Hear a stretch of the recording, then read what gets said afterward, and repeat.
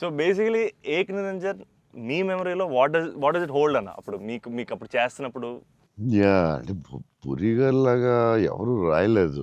నేను బుజ్జిగాడు నాకు ఆయన చెప్పినప్పుడు క్యారెక్టర్ నాకు పిచ్చెక్కిపోయింది. నాకు టెన్షనే వచ్చిందంటే ఇది ఎలా చేయాలిరా బాబు, నేను ఎప్పుడు చేయలేదు ఇలాగ.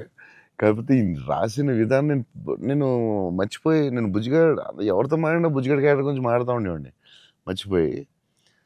అంటే సూపర్ ఎక్సైటెడ్ నేను అసలు బుజ్జిగాడు క్యారెక్టర్ గురించి. సో పూరి గారితో ఆయన క్యారెక్టరైజేషన్ మళ్ళీ ఎవడో లేడు అలాంటోడు అని నేను నెక్స్ట్ యాజ్ ఎగ్నరెంట్ చేసాం.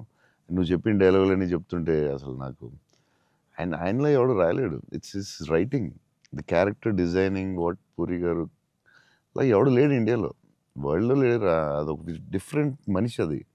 ఆ క్యారెక్టర్ ఆయనే రాయగలడు, మళ్ళీ రాయకపోయినా ఆయనే ఎవడు ఇమిటేట్ చేయలేడు.